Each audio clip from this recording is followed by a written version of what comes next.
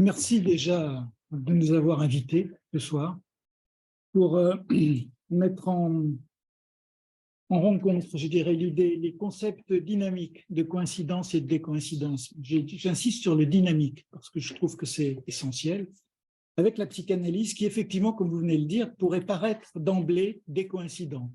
On pourrait dire qu'elle est par essence décoïncidente. Pourquoi?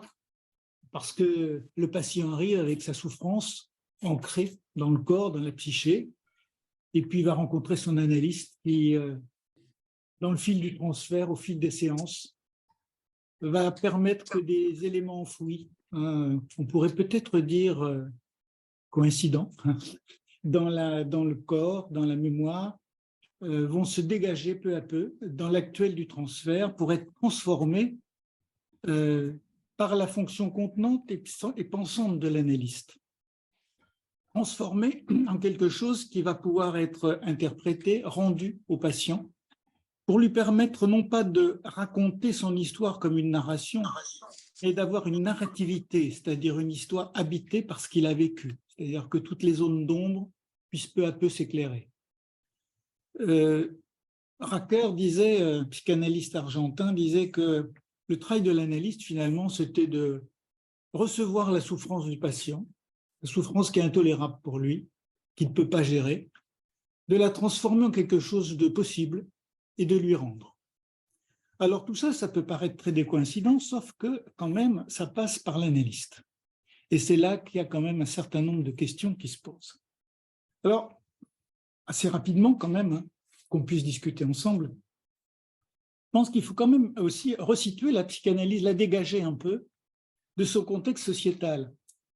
Freud avait quand même l'inconscient, Freud n'a pas découvert l'inconscient. L'inconscient a toujours existé, il a été traité par les chamans, par toutes les sociétés, c'est évident. Par contre, ce qu'il voulait faire, c'est faire avec la psychanalyse un travail scientifique, c'est-à-dire l'introduire comme une discipline en rapport avec quelque chose de la science. On va y revenir parce que je crois que c'est important, mais curieusement, la psychanalyse a dérivé, on va dire, elle a dérivé du côté des sciences molles, dites molles, les sciences humaines, dérivé parce que je crois qu'au départ, on en a fait un acte de parole, la parole se faisant chair comme si la chair ne pouvait pas parler. Parole qui finalement était un peu secrète et qui difficilement accessible à l'extérieur, donc une démarche plutôt fermée. Il y a, je pense, en raison de la posture des psychanalystes, fait dériver les choses du côté des sciences dites humaines qui, elles, ont plutôt pris l'initiative d'être dans l'observation, dans les statistiques, dans quelque chose de clair, alors que la psychanalyse restait dans une sorte d'ombre un peu mystérieuse. Et je trouve que dans ce constat, elle s'est énormément éloignée de la dimension d'une science. Et je pense qu'on peut, à ce moment-là, interroger sur un mode, on va dire, analogique. Qu'est-ce qu'il en est d'une posture scientifique et qu'est-ce qu'il en est de la psychanalyse? Quels sont les objets qui les concernent? Et en l'occurrence, je pense à une phrase d'Étienne Klein que je vais vous relire, qui, en évoquant la révolution quantique, on ne peut pas dire que la physique quantique ne soit pas une science pure, une science authentique, dit « Elle remettait en cause le couple sujet-objet, elle était littéralement sans précédent. En effet, jamais une autre science n'avait exigé une autre discipline spécifique, l'interprétation, pour pouvoir être comprise et appliquée. De par sa structure même, la physique quantique interroge la relation entre le monde et sa représentation. » On a envie de dire la psychanalyse aussi. Sauf que ce qui est intéressant, c'est le sans précédent, alors que ça, c'est un propos récent. La psychanalyse, quand même, dans le rapport entre l'observateur qui déforme l'observé, l'observé qui déforme l'observateur, et la position d'interprétation et de la représentation, elle agit comme ça déjà depuis pas mal d'années. Donc finalement, quand je dis analogie, c'est que cet élément-là apparaît comme un invariant entre une science dure et une science qui apparemment n'est pas vraiment reconnue comme une science. L'analogie, je trouve, c'est toujours un élément un peu dangereux parce qu'on pourrait prendre la partie pour le tout et rassembler les choses, les recoller, les refaire recoïncider, mais maintenir l'écart est intéressant parce que je trouve que ça nous montre que quand même, en psychanalyse, on est dans l'observation, on est dans des objets psychiques, c'est vrai qu'on est dans l'inconscient, on est dans l'infiniment, dans l'invisible aussi, mais on a des hypothèses, on observe, on regarde ce qui fonctionne, on en tire des conclusions, on modifie les hypothèses, on est dans une démarche de type scientifique. Je pense que c'est intéressant de resituer la psychanalyse dans ce registre. L'autre aspect, il faut aussi qu'elle se dégage de tout un contexte qui est celui de la culture, on va dire, chrétienne, judéo-chrétienne. Freud a souvent été effectivement le père fondateur. Père fondateur, c'est quand même une drôle d'affaire, parce que ça veut dire qu'un père créateur, c'est quand même un père qui s'est accaparé le pouvoir de créer, c'est-à-dire le pouvoir de la mère.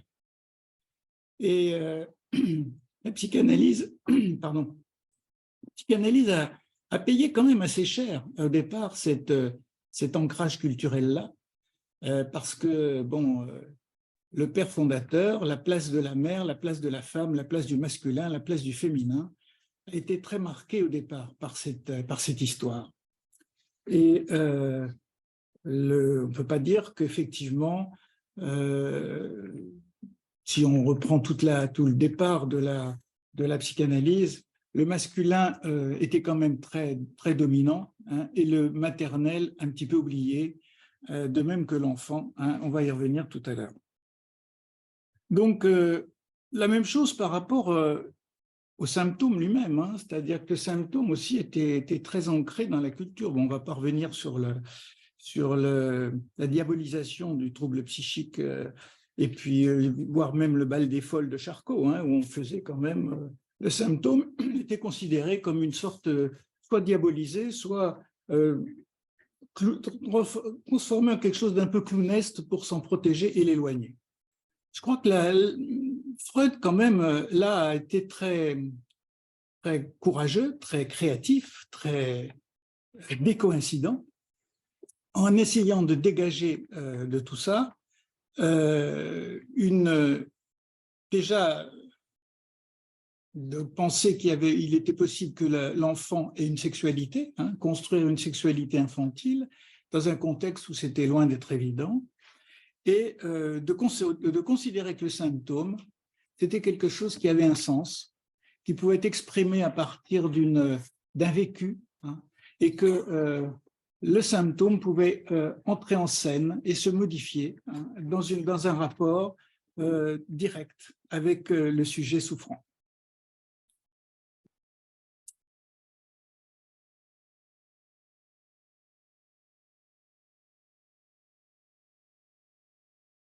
Alors, Freud, c'est sûr, dans sa créativité, a donné une démarche d'ouverture, hein. Il a été très décoïncident par rapport à une certaine manière de considérer la maladie psychique à l'époque. Et il a toujours, je trouve, dans ses écrits, il a toujours été dans une démarche assez scientifique, hein, de réinterroger, de décoïncider, de reprendre, de modifier, de manière à garder une ouverture permanente, voire un inachevé, hein, qu'il a pu laisser à ses descendants. Mais s'il avait une dimension d'ouverture dans l'instant T de sa clinique, avec ses collègues, ce n'était pas toujours aussi simple, hein, quand même. Parce que l'orthodoxie freudienne était quand même créé pas mal d'excommuniés, hein, et les déviances n'étaient pas très simples, hein, que ce soit Ferenczi, que ce soit Jung, etc. Le père fondateur était quand même assez strict et tenait à son bien, à sa création d'une manière extrêmement serrée. Ça, je crois que cette question, lié aussi à la suite des choses, à savoir le mythe de la horde, qui est en fait une fantaisie anthropologique, mais qui, dans la réalité des descendants freudiens, était quand même quelque chose de quelque chose de toujours très présent, hein, c'est-à-dire que il faut quand même rester assis à la droite du père, hein, sinon c'est un petit peu embêtant. Hein. Si on essaie d'être créatif, donc on va dire un peu décoïncident, c'est-à-dire quelque chose qui ouvre, qui se décolle, on est vite suspect, hein, d'être quand même hors norme et pas dans la langue originaire de la psychanalyse. Comment donc est-ce qu'on peut… finalement, ce qui est curieux, c'est de voir que pourtant, il y a un deuil qui n'arrive pas à se faire. Hein. On prend les textes même actuels. Hein, c'est très difficile de trouver un texte qui ne cite pas Freud toutes les 10 lignes, hein, quand il y a un texte analytique, comme si on ne pouvait pas faire le deuil de ce père-là. Donc on reste en coïncidence avec lui quelque part. On n'arrive pas à s'en dégager. S'en dégager, c'est prendre un risque. Prendre un risque de renier l'origine et d'être dans une espèce d'oscillation, hein, entre qu'est-ce qu'on fait de notre clinique, est-ce qu'on a le droit d'avoir une clinique personnelle. Ça ne veut pas dire qu'on oublie Freud, ça ne veut pas dire qu'on nie la question du père, ça veut dire qu'on intègre sa donnée, qu'on respecte sa posture, mais qu'on essaie de se libérer de quelque chose et de garder ce qu'il a apporté, mais de construire quelque chose d'autre qui soit personnel. On se trouve donc à toujours être dans une espèce d'oscillation, hein, entre être du côté de la coïncidence, du côté de l'origine freudienne de la psychanalyse, et de quelque chose d'autre qui serait plutôt sur l'ouverture, la créativité, que nous impose la clinique. Hein. On est bien obligé d'être quelque part dans cette créativité-là.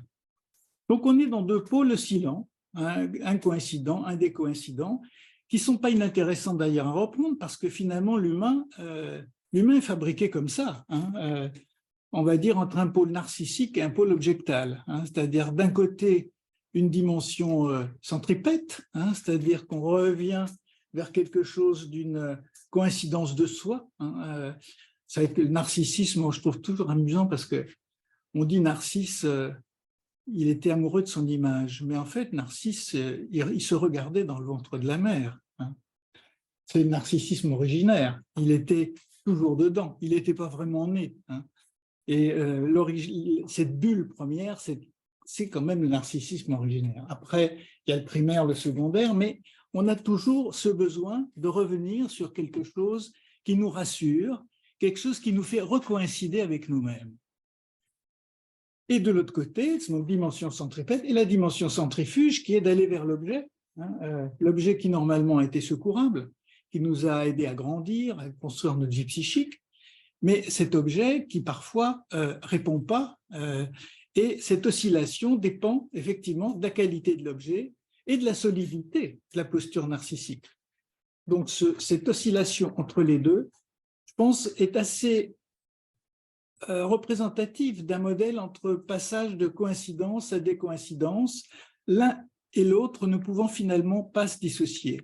C'est plutôt une question de temporalité qui ferait les choses. C'est-à-dire, si on reste trop longtemps sur un des pôles, on est du côté du même, on est du côté de la coïncidence, on est du côté de quelque chose qui serait non pas la pulsion de vie au sens de la créativité et de l'ouverture, de quelque chose qui va émerger, de l'inouï, on pourrait dire, pour reprendre le terme de François Julien. On va être du côté de l'aplatissement, du côté du même, du côté de ce qu'on pourrait appeler la pulsion de mort, terme qu'il faut repréciser, hein, parce que, bon, pulsion de mort, je crois qu'il faut l'entendre comme quand la pulsion de vie ne peut pas arriver à se déployer, et quand il y a trop de danger d'aller vers l'objet. Et à ce moment-là, on se replie, hein, sur une posture plus narcissique. On est plus dans la coïncidence, dans l'aplatissement, dans le même. Là aussi, c'est donc ce qui nous amène à penser que coïncidence et décoïncidence sont des mouvements, sont une sorte de respiration, et qu'on ne peut pas passer de l'un à l'autre sans on passe plus exactement toujours de l'un à l'autre. La question est de ne pas se fixer ni d'un côté ni de l'autre. Se voir tout le temps des coïncidents reviendrait à être un nouveau coïncident. C'est-à-dire qu'il faut que les choses aient une temporalité et une vivacité et une créativité permanente. Alors, comment est-ce que la psychanalyse peut se mettre sur la voie de la décoïncidence si, en admettant, comme je viens de venir de le dire là, comment on peut sortir, penser qu'il y a un certain danger de coïncidence si on reste collé à certains, déjà aux origines, sans pouvoir s'en dégager. Alors, on pourrait dire les voies de la décoïncidence ont été quand même tout le XXe siècle aussi, par rapport à ce que j'évoquais tout à l'heure de l'emprise culturelle du père fondateur et de tout ce que ça implique sur la bisexualité, sur le masculin, sur le féminin. Il y a tout un travail qui s'est fait quand même du côté avec l'enfant. La psychanalyse de l'enfant a été quelque chose d'essentiel parce qu'elle a ramené l'enfant réel déjà, pas simplement l'enfant dans l'adulte. Elle a ramené l'enfant réel et elle a ramené aussi le maternel. Elle a ramené le maternel et je crois que ça, c'est quelque chose qui a été extrêmement important, même aujourd'hui encore, la psychanalyse d'enfant est pratiquée beaucoup, mais plus ou moins reconnue. Les associations psychanalytiques ont un peu de mal à reconnaître la psychanalyse d'enfant comme une psychanalyse réelle, toujours pensant que c'est l'infantile dans l'adulte qui est important, l'enfant, comme si l'enfant n'avait pas d'inconscient ou une posture inconsciente. Et je trouve que là, la psychanalyse d'enfant a beaucoup amené, et également le travail avec les patients psychotiques, qui a interrogé toute une série de questions que Freud n'avait pas lui-même, qu'il avait d'ailleurs laissées à sa descendance. Et ces champs nouveaux, hors freudien, on va dire, ont permis de faire évoluer les choses, en particulier, je trouve, du côté du contre-transfert. Le contre-transfert qui est quand même... on est parti d'une situation où tout était transférentiel au sens où il fallait interpréter ce que disait le patient. Et je reprends la métaphore archéologique, c'est-à-dire essayer de repérer les choses, de dire... Bon. Et puis, c'était une dimension, je dirais, très, très paternelle. Et peu à peu, la psychanalyse d'enfants intervenant, et d'ailleurs aussi, c'est intéressant de noter que c'est à la mort de Freud, finalement, que la vraie réflexion sur le contre-transfert s'est engagée, avec Racker, avec Greenberg, etc. C'est-à-dire comme si... Hyman également. C'est-à-dire qu'effectivement, comme si quelque part, Freud avait pointé le contre-transfert, mais il ne s'était pas beaucoup engagé là-dedans. Du coup, c'est après sa mort qu'on a commencé à parler du contre-transfert. Et contre-transfert pose la question de l'analyste qui contient, qui reçoit. C'est plus du tout un analyste qui interprète les systèmes dès qu'ils sont sortis de la bouche du patient. Il contient d'abord, il élabore et il fonctionne avec ce qu'il ressent de l'autre, ce qui est une posture très différente. Cette question-là est quand même maintenant quelque chose de central, et elle a été énormément développée, effectivement, en particulier Racker, Greenberg, puis d'autres actuellement, bien sûr, qui le font.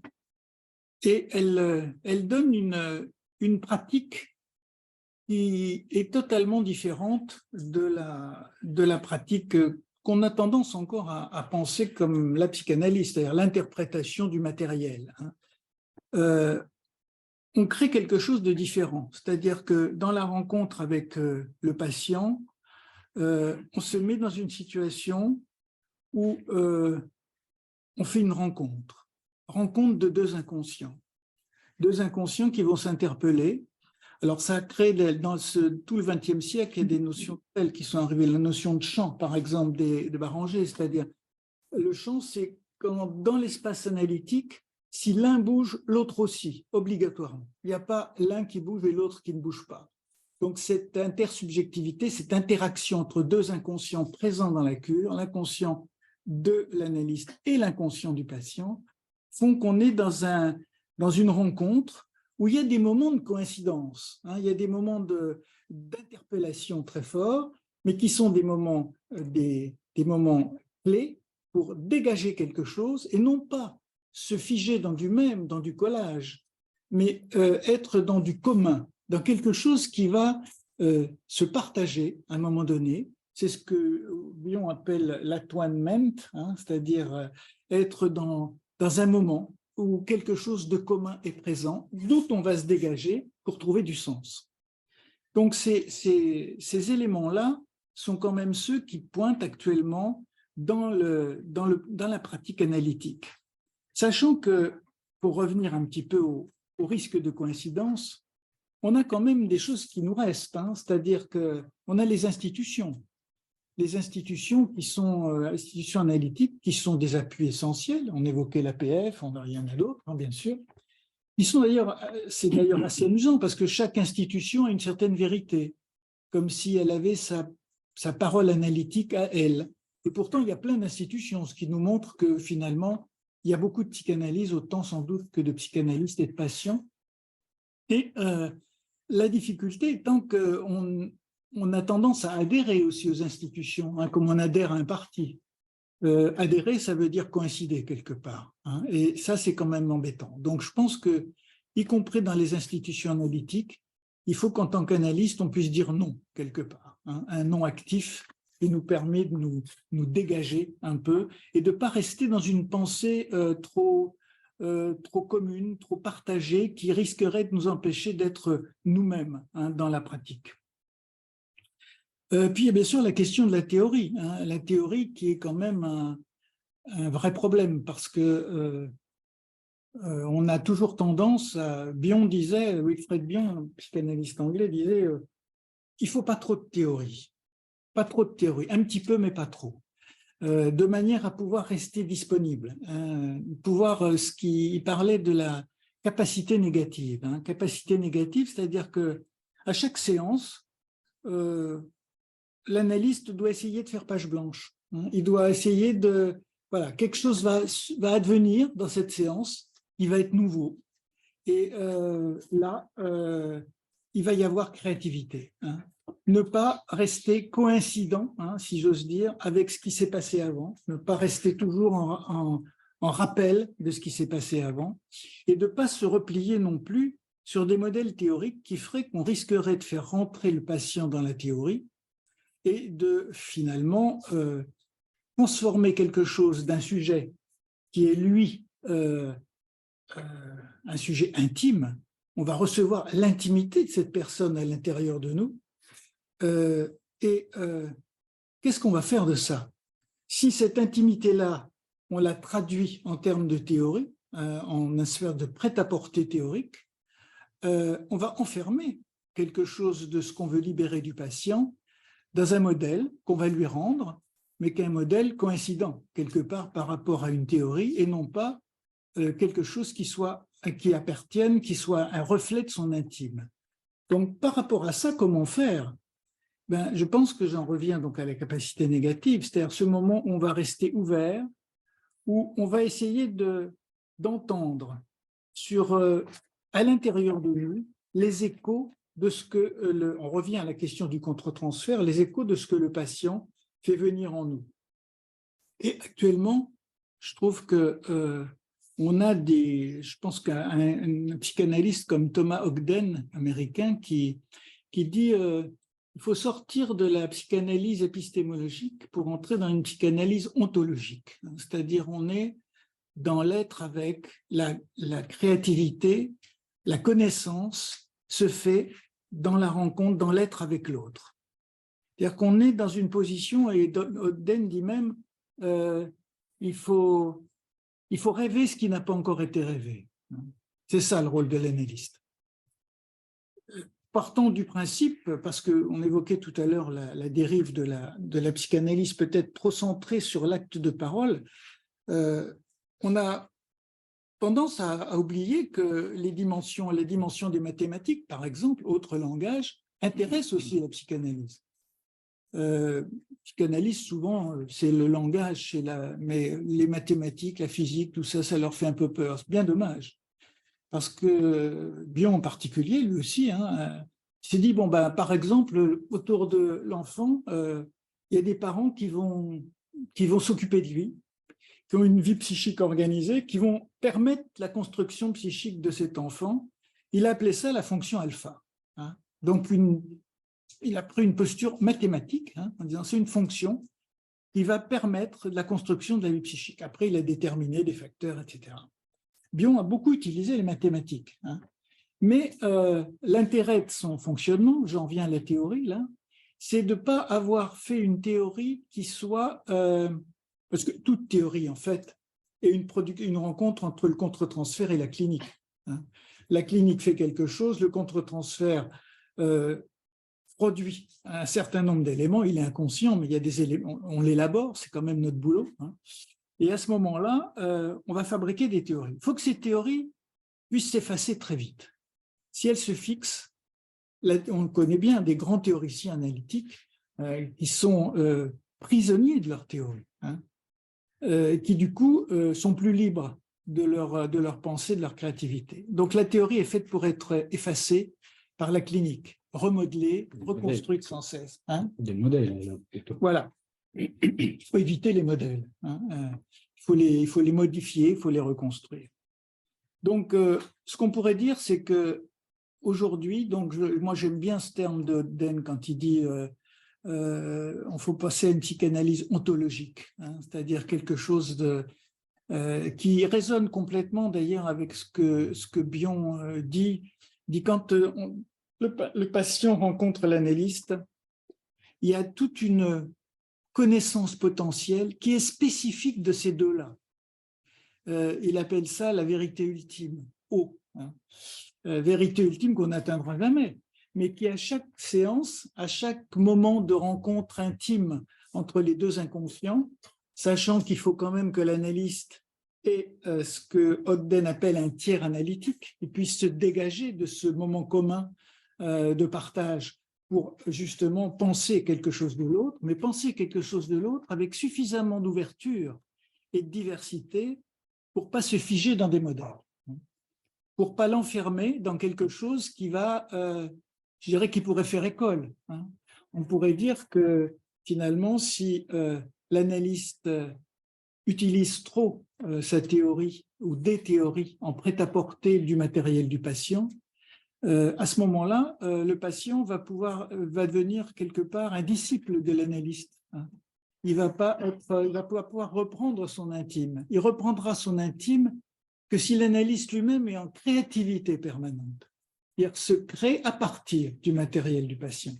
Alors, c'est toujours que relatif. Il y a des moments de coïncidence, il y a des moments de décoïncidence. Le problème, c'est de jamais se fixer sur lui-même et que les choses soient toujours mobiles.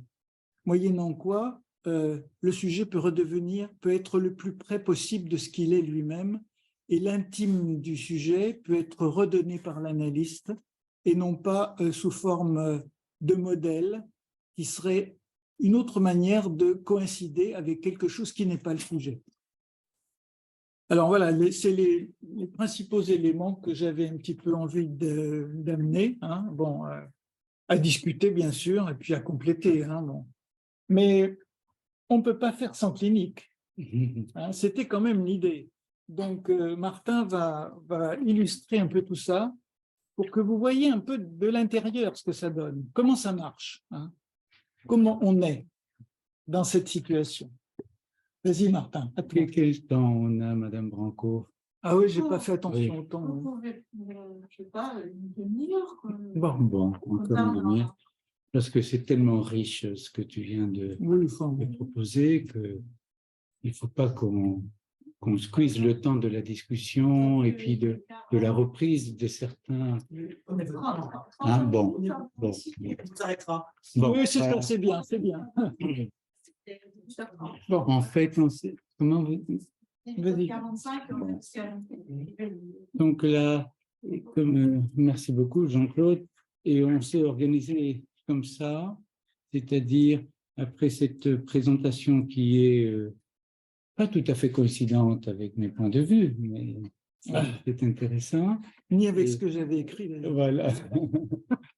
Donc, que je puisse amener une illustration clinique et donc à l'esprit ce qui m'est venu pour faire travailler déjà en moi le concept de François Julien. C'était le cas d'une jeune adolescente et il s'agit d'un travail clinique mené sur un peu plus de 2 ans avec une jeune fille de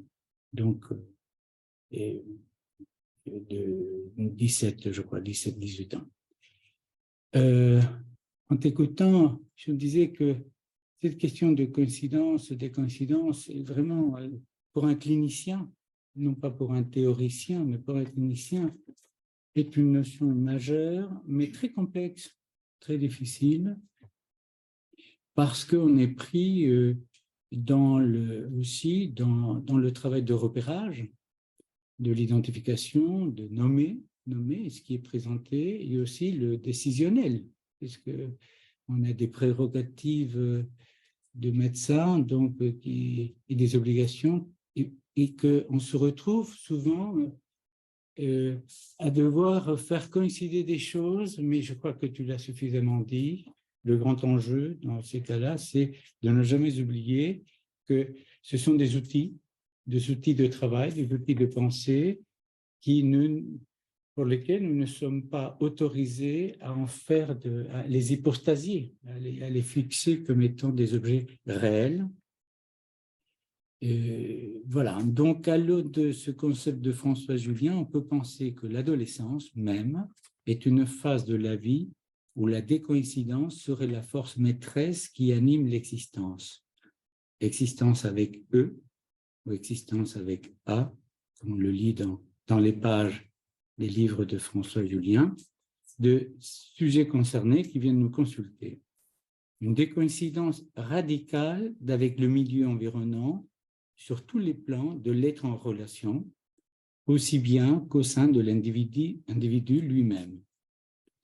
Ni l'identité, ni le corps, ni les objets d'investissement, ni les émotions, ni les sentiments, rien ne semble coïncider avec quoi que ce soit de connu jusque-là, pas plus qu'avec les anticipations futures. L'espace et le temps sont également, on pourrait dire, décoïncidents. Il n'y a plus les repères de l'enfance et sa création de l'infantile, ni pas encore ceux de l'infantile chez l'adulte. Cela peut, nous le savons tous en tant que praticiens, faire symptôme. Les urgences peuvent émerger par la quantité de ces coïncidences, par la présentation en masse d'un tel état des choses. À cette première difficulté de base s'ajoutent souvent quelques tendances tout aussi fortes chez les adolescents à faire recoïncider sans une vraie correspondance. Des coïncidences et coïncidences urgentes, parfois plaquées, qu'elles proviennent de l'extérieur ou de l'intérieur de la personne, luttent sans quartier dans la confusion et jusqu'au mortifère. Nous autres, cliniciens, nous sommes appelés à démêler ces forces antagonistes et pourtant conjointes. Et dans la tourmente de la rencontre, nous sommes ainsi pris naturellement, parfois pour y survivre, à ramener la situation à des tableaux cliniques caractérisés, forcément réducteurs, dans la coïncidence de nos repères sémiologiques et thérapeutiques. Ce travail clinique de coïncidence autre, un peu déjà en écart quand même, peut s'avérer utile en une période où les images d'emprunt produisent des effets d'apaisement plus ou moins transitoires. à les faire perdurer, ces nouvelles coïncidences aliènent tout autant. Nous pensons donc que faire décoïncider s'avère indispensable, libérateur. Et parfois, sans nous rendre compte, nous nous plongeons dans des nouvelles difficultés tout aussi inquiétantes. Car l'ombre des logiques de symétrisation, qui contient une certaine coïncidence de surplomb, est un écueil thérapeutique bien connu de nous tous, à savoir le déni.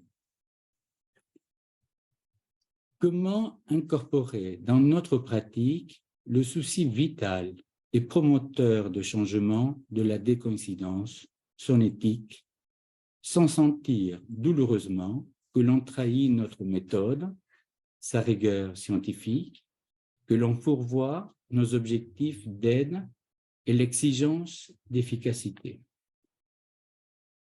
Les séances de la cure de cette jeune patiente se sont souvent inscrites dans un travail où les coïncidences, décoïncidences, recoïncidences se sont imposées par le naturel d'un engagement thérapeutique à deux, sous l'expérience d'une réalité décoïncidence par substance, la réalité psychique. Supporter un tel cadre, souvent paradoxal et imprévu, sans se défiler ni l'un ni l'autre, ni le patient ni le thérapeute, évoque ce que Wilfred Bion appelle l'action contenante du cadre, qui est en somme une action de pensée. Ce pacte aura permis que, dans l'élaboration immanente de l'ici et maintenant, un processus de changement advienne et s'avère efficace depuis cet intérieur. Christelle avait 17 ans et venait de commencer sa terminale lorsqu'elle consulte. Elle est porteuse, depuis quelques mois, d'un diagnostic de troubles neurologiques enfin identifié par un professeur parisien. Hypersomnie idiopathique. Idiopathique veut dire sans cause connue. Hypersomnie, donc une tendance à somnoler et à dormir à tout moment. Diagnostic nécessitant un traitement médicamenteux par amphétamine, une amphétaminique spécifique pour l'éveil.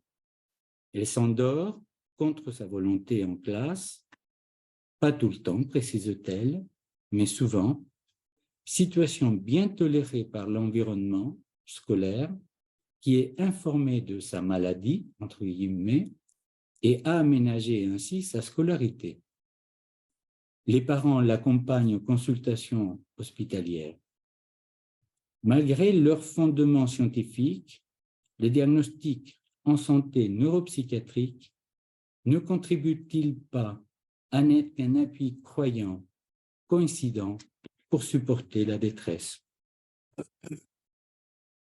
Christelle s'endort même ou surtout, me dit-elle, nous dit-elle à son thérapeute, quand un professeur s'adresse à elle pour solliciter activement son attention. Rien n'y fait. Christelle ne parle pas beaucoup, jamais spontanément, et fait partie de ces adolescents qui, indifférents, semblent désinvestir aussi bien la réalité externe que la réalité interne. La sémiologie est donc complexe et basée sur des impressions d'emblée inférentielles, voire exclusivement contre-transférentielles, dans le sens exploratoire de ce terme. De quoi s'agit-il? Il s'agit d'une opposition, il s'agit d'une immense inhibition, d'une sidération profonde. Sur le plan des affects, ce n'était pas plus clair. Ne rien manifester par la parole et les émotions, est-ce une défense surinvestie? Par quelle instance? Par son moi? Par son surmoi?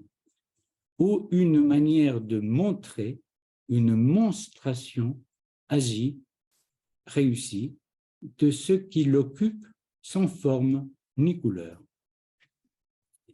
Sans autre élément biographique que le fait de savoir, par la psychologue scolaire, qu'il adressait à la consultation qu'elle vit avec son père et sa mère comme fille unique de ce couple, sans chercher à expliciter davantage ni le motif ni des objectifs de sa venue, une thérapie avec elle s'engage, à raison d'une fois par semaine, à heure et jour fixes.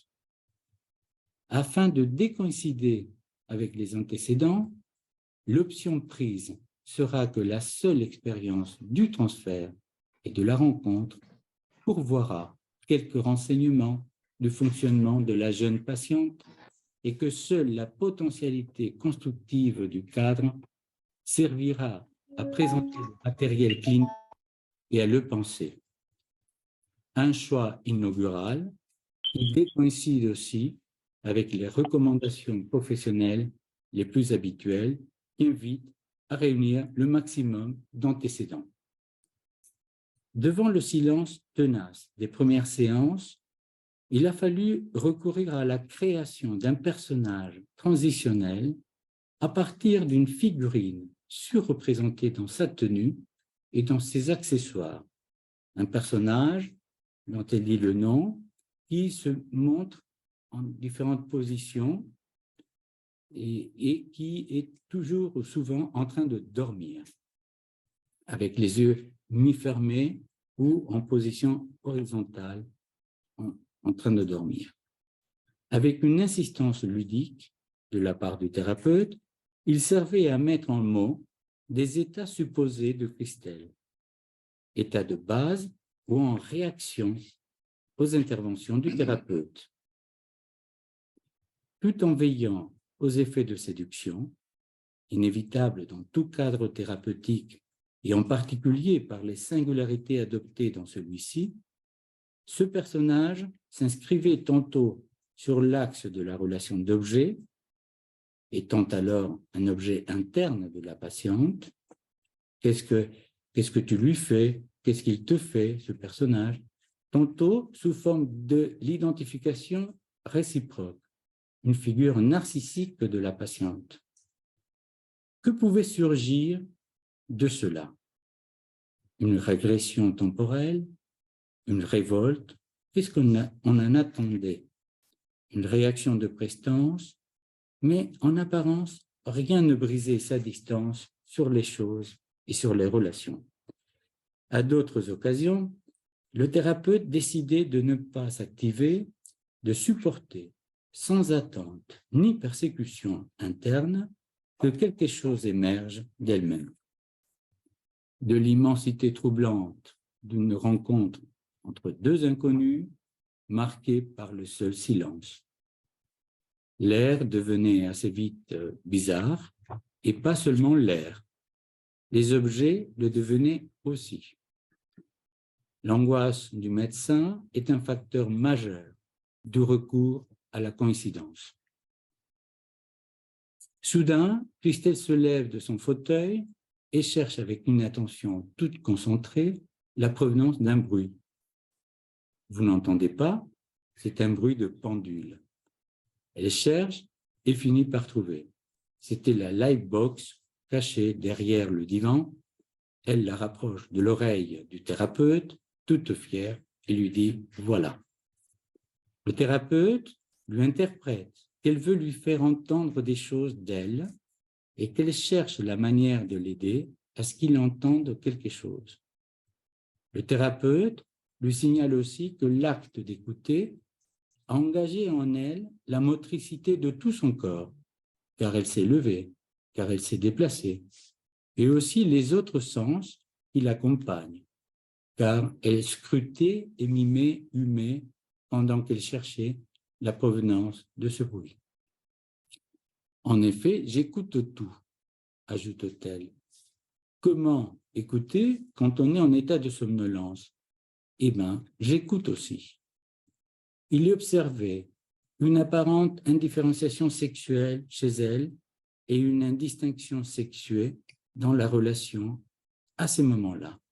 Probablement que le geste de se rapprocher du thérapeute pour lui faire entendre la Livebox n'est permis qu'au prix d'oublier ces différences, de recourir par voie régressive à un aspect de l'enfant qu'elle était dans ce passé si proche.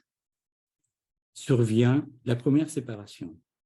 Après 2 semaines de vacances, Christelle appelle pour dire ne plus se souvenir de rien et pour avoir confirmation d'un éventuel rendez-vous qu'on aurait pris ensemble. En séance, dès l'accueil, elle paraît avoir grandi. De manière déterminée, elle veut revoir les dates des prochaines séances car il y a le bac blanc, une audition publique de flûte à bec, puis un rendez-vous avec le neurologue à l'hôpital pour bilan et renouvellement de son ordonnance. Le thérapeute accepte de faire des changements, sauf pour le rendez-vous à l'hôpital. Rendez-vous pris par ses parents, précise-t-elle, et pas par elle. L'actualisation des différents niveaux de conflictualité entre les parents et elle, les parents et le thérapeute, les médecins entre eux, entre ces investissements et la maladie, etc., semble les condenser dans une même demande en pelote. Elle dévie vite son attention, tourne le dos et regarde les livres de psychanalyse en langue étrangère. Elle les prend.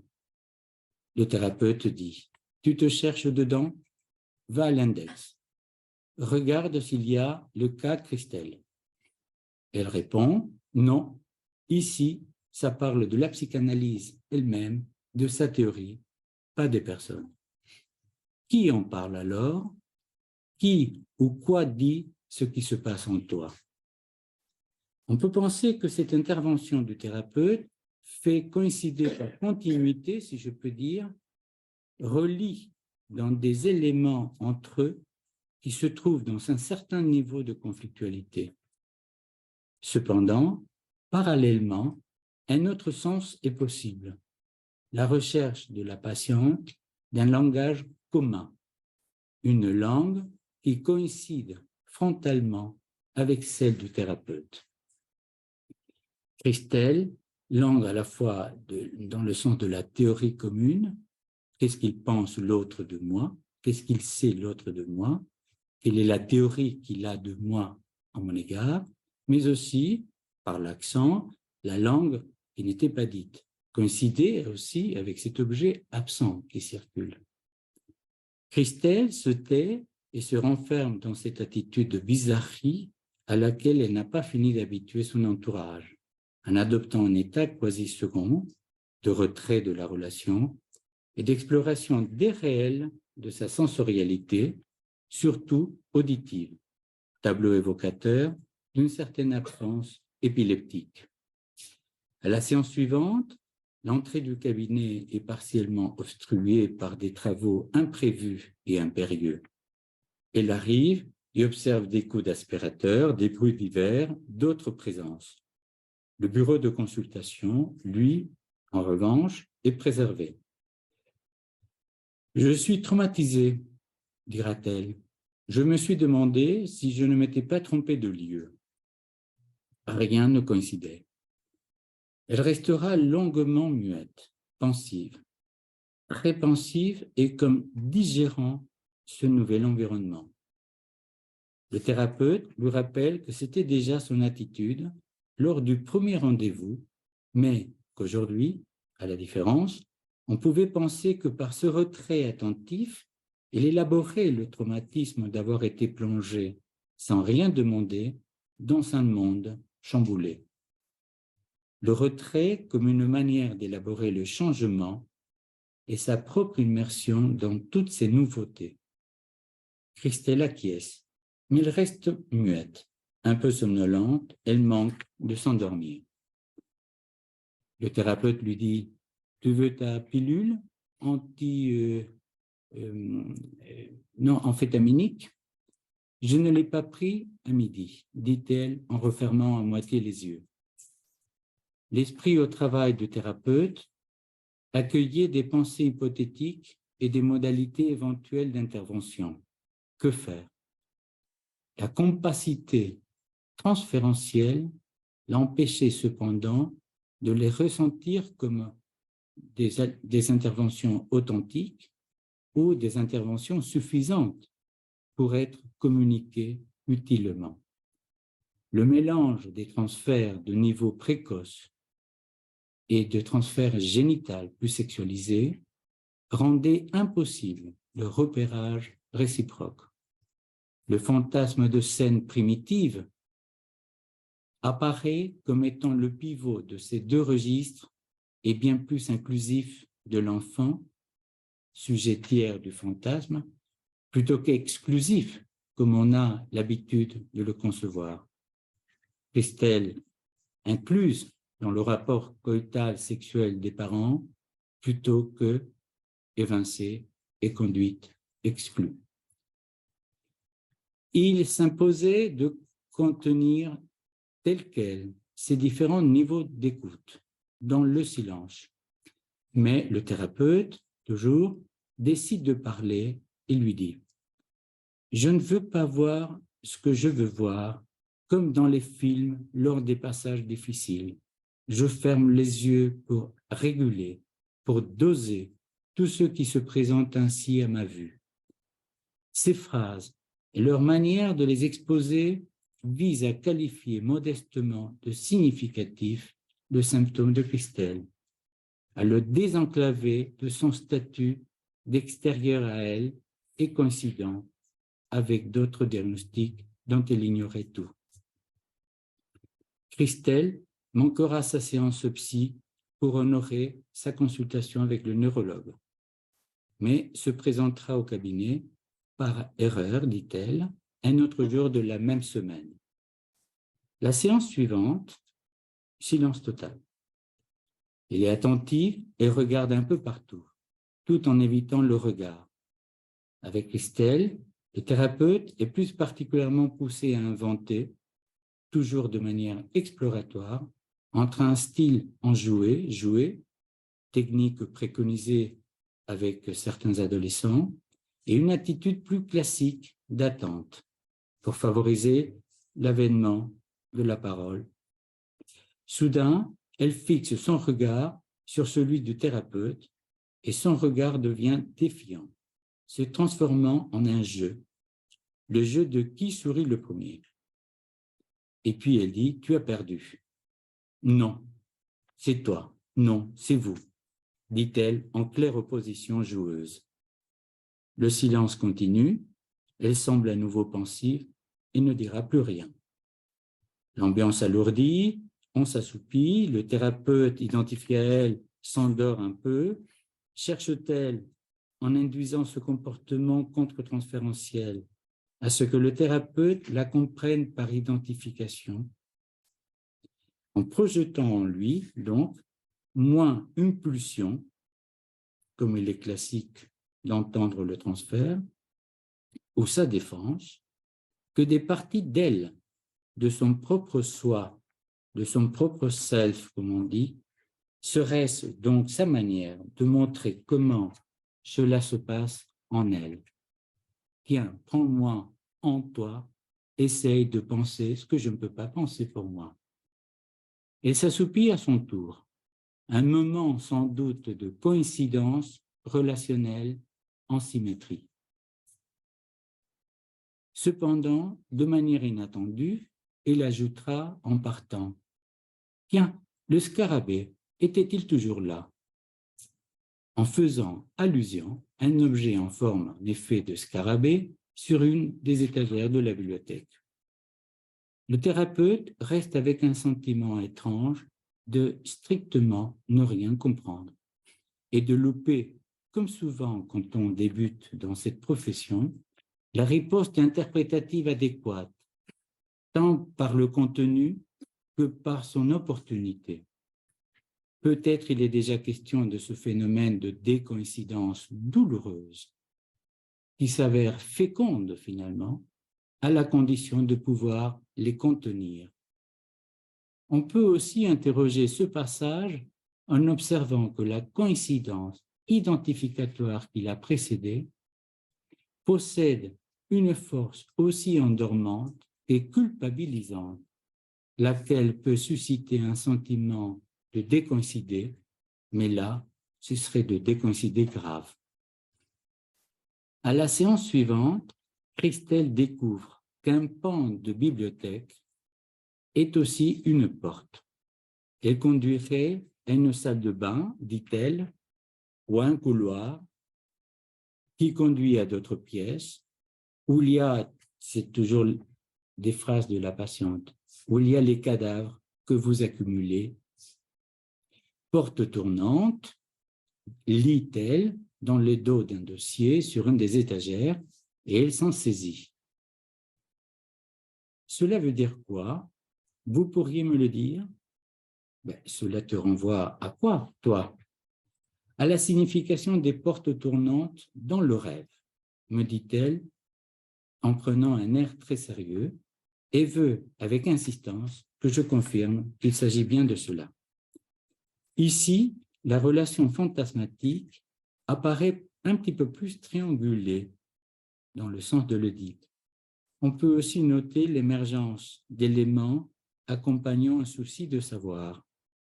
Le savoir, comment y accéder? Dans le transfert, c'est adulte que le thérapeute est familier par l'infantile et étranger par l'avenir incertain à construire, paraît être celui qui, plus qu'il ne détiendrait ce savoir à lui seul, le soutiendrait tout de même. À l'aune des concepts de François Julien, décoïncider serait désadhérer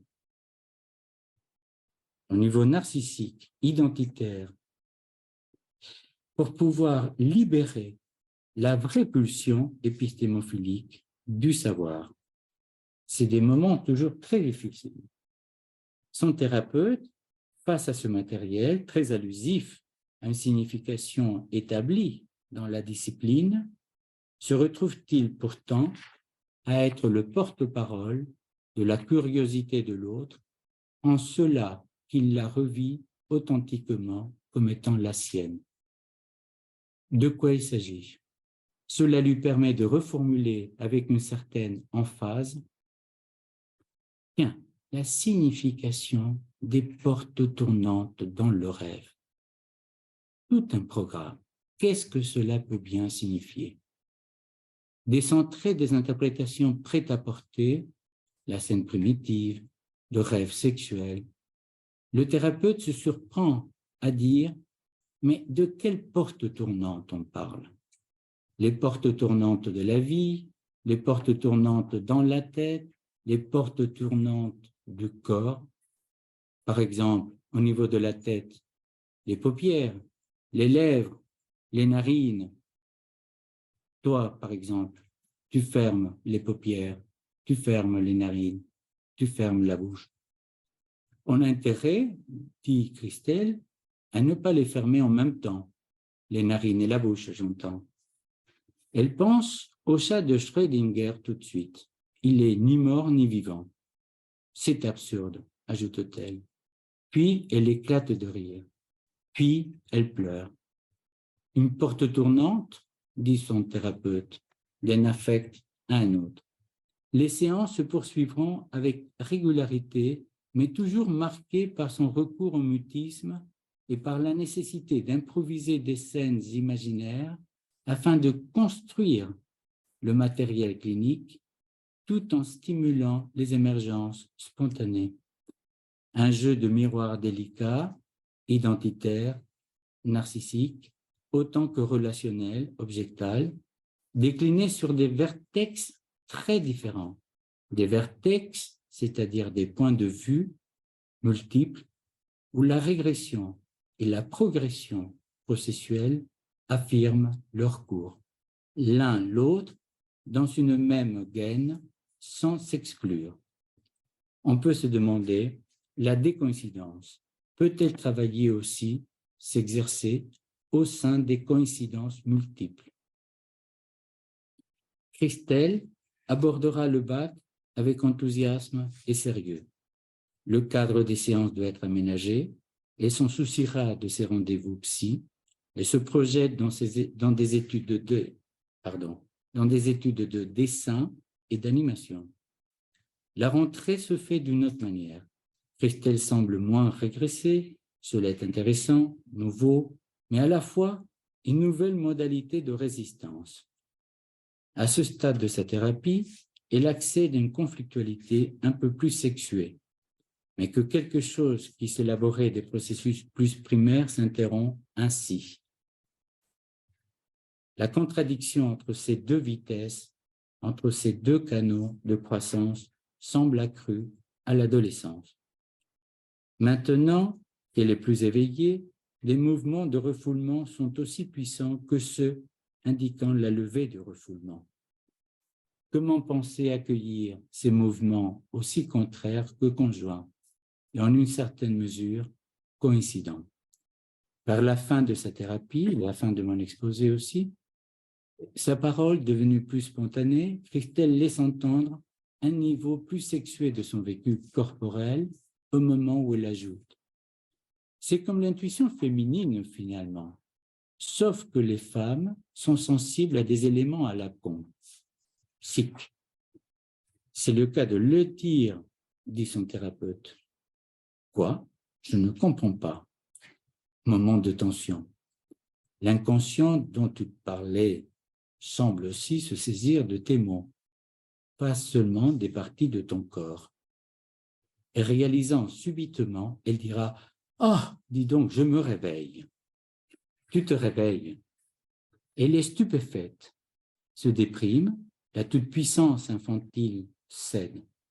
Puis elle associe et dit spontanément avoir été triste la veille, en pensant à son amoureux. Aux séances suivantes, qui seront les dernières, elle est rayonnante. Elle coiffe désormais sa longue chevelure détachée. Elle donne l'impression d'avoir grandi physiquement, minci probablement aussi. Elle parle de la fac, de son grand investissement pour la formation dans l'animation. Ce jour, en regardant dans les yeux son thérapeute, elle commence à parler d'elle-même spontanément et dit « Aujourd'hui, c'est l'anniversaire de mon père ». Pendant qu'elle raconte de manière très animée son récit familial dans lequel il y a beaucoup de personnes convoquées, elle laisse observer une ligne de maquillage discrète mais bien faite sur les deux paupières qui illuminent désormais ses yeux. Enfin.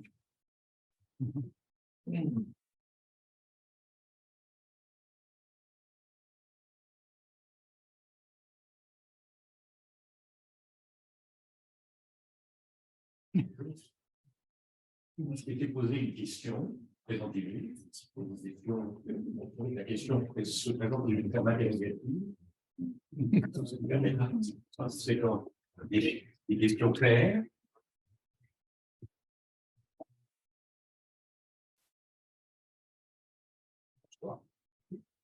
Est-ce que vous pouvez parler assez fort parce que la dernière fois, il avait...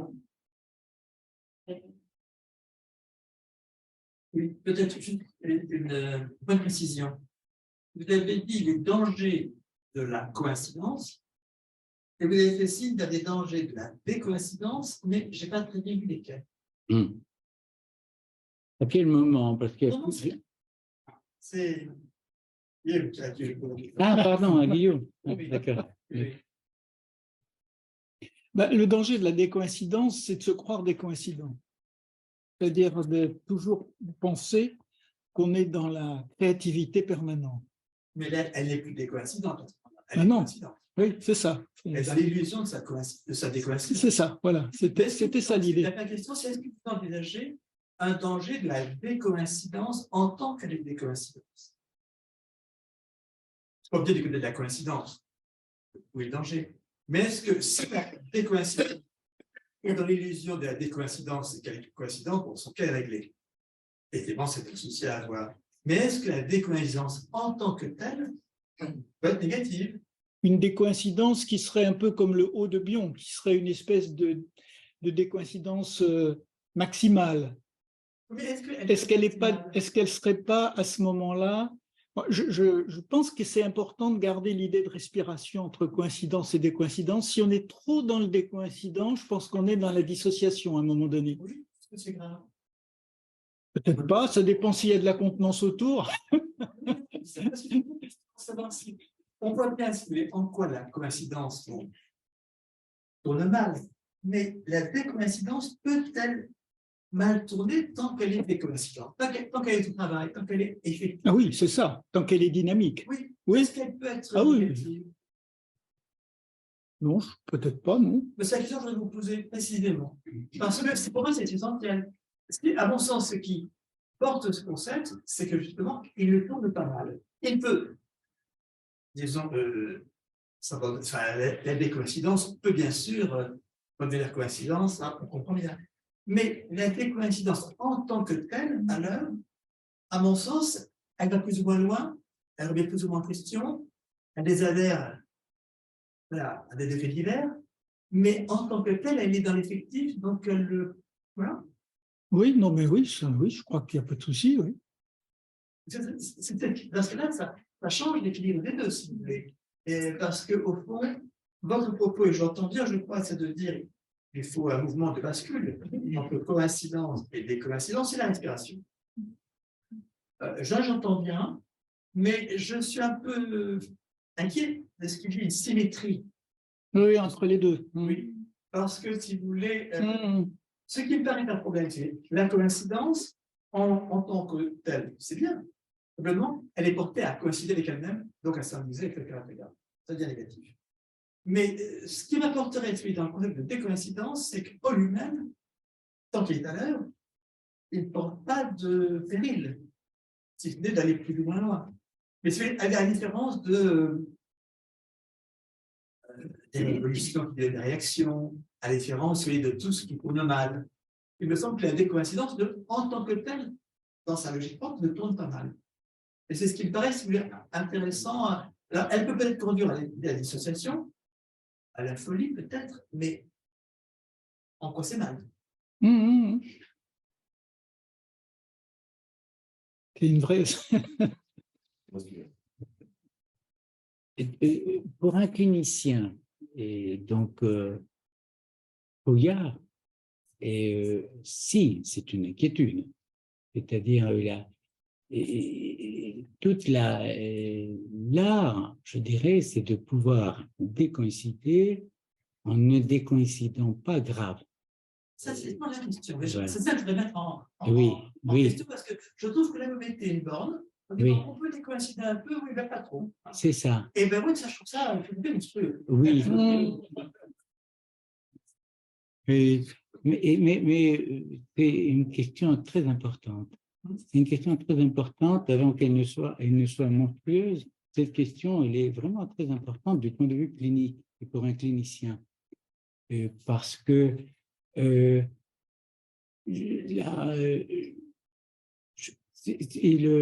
y va d'une construction, en fait. Il n'y a pas d'excès de décoïncidence, dans ce sens. Mais je pense qu'il y a processus de décoïncidence. Et à ce titre, il y a dosage. Quand je dis que, enfin, dans ma parole, quand je dis que le clinicien s'en soucie, que la coïncidence ne soit pas sans fin, sans borne, ce n'est pas pour lui mettre une borne, encore moins une borne arbitraire et définitive, quoique lui-même, il peut avoir des limites pour accompagner ce processus de décoïncidence, ses propres limites. Mais c'est dans l'idée d'accompagner un processus de croissance avec l'autre. Et je crois que le maniement du matériel clinique de la rencontre nous oblige à être dans un maniement où on décoïncide autant que l'on peut, tout en veillant à ce que ça ne décoïncide pas dans le sens du débordement, de la dépersonnalisation, de la crise, de l'effondrement, en quelque sorte, de ce qui est un processus. Est-ce que la décoïncidence allant trop loin ne va-t-elle pas trop loin? Parce qu'en fait, elle recoïncide secrètement à autre chose. Oui. C'est qu'au fond, ce ne serait pas qu'elle irait trop loin elle-même, c'est qu'une décoïncidence devenant excessive, en fait, ce n'est pas qu'elle est excessive, c'est qu'elle recoïncide à autre chose, il attire, ou qu'il les mobilise, et en fait, c'est une sorte de recoïncidence cachée, qui s'ignore. Oui, mais justement, c'est tout ça.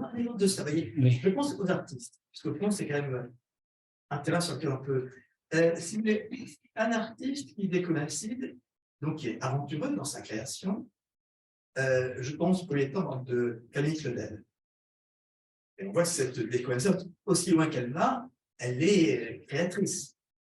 Qu'est-ce qui fait qu'à un moment, c'est vrai que tous les grands artistes qui ont Artaud, est-ce que c'est que leur décoïncidence va trop loin, ou est-ce que c'est que finalement, ils recoïncident quelque chose, qui les fait sombrer, ce qu'on appellera la folie, ou disons, et là, il n'y a plus de création.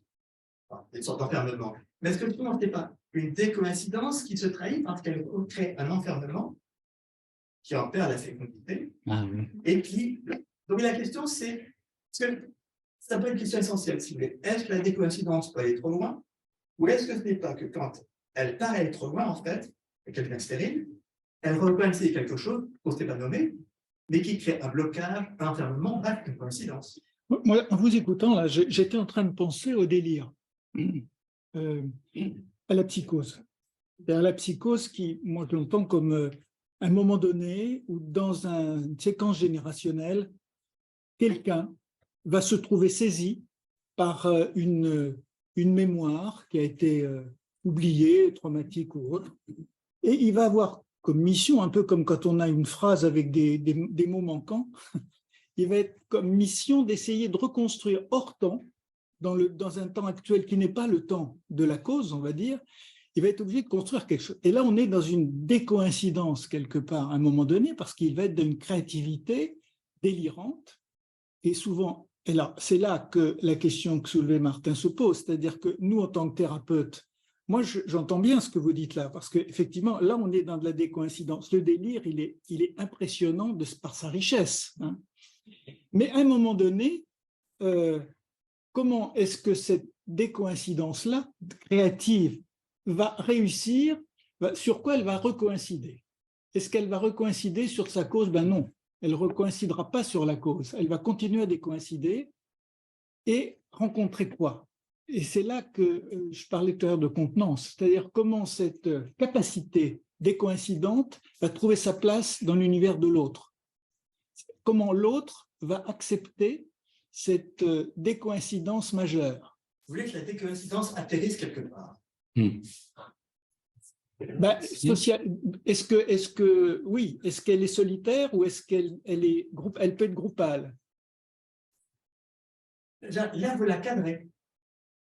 On l'a fait coïncider un cadre. Je pense que votre crainte, en fait, c'est la rupture avec l'analysé qui peut-être vous empêche d'aller trop loin, justement, dans la décoïncidence. Ah oui, c'est intéressant. Il me semble que c'est ce que vous entendez. Oui, c'est en fait, c'est une crainte. Oui, mais c'est vrai que votre position l'applique aussi. Hein. Je comprends bien que les séances muettes pendant des temps, c'est pas très drôle à vivre. Ah ben ça, il y a des moments compliqués. Intéressant, vraiment. Mais est-ce que c'est une crainte ou un souci? On peut dire une crainte. On peut dire une crainte, oui. Dans le vécu, c'est une crainte. Non, parce que le cadre de votre propos, c'était quand même de dire, pour un psychanalyste, il a un pied du côté de la coïncidence et un pied du côté de la décoïncidence. Oui. Donc, il respire comme ça, il alterne, bon, bref. Oui. Ça, je comprends bien, mais ce qui me gêne, c'est la symétrie que vous avez là.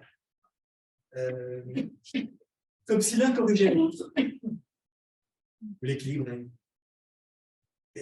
Alors, c'est vrai que moi, je l'entends pas comme une symétrie. Je l'entends un peu comme quand on fait une grande marche à pied et qu'on prend des moments de repos. C'est-à-dire qu'entre la marche et le repos, il n'y a pas vraiment de symétrie. Ça, c'est autre chose.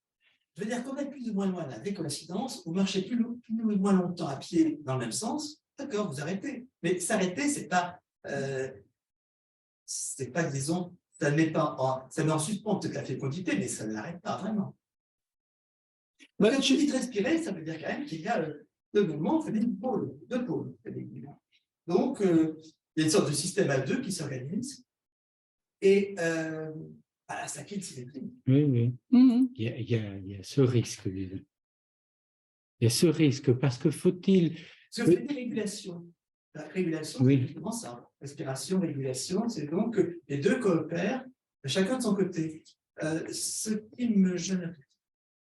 Oui, bien sûr, je mais comprends.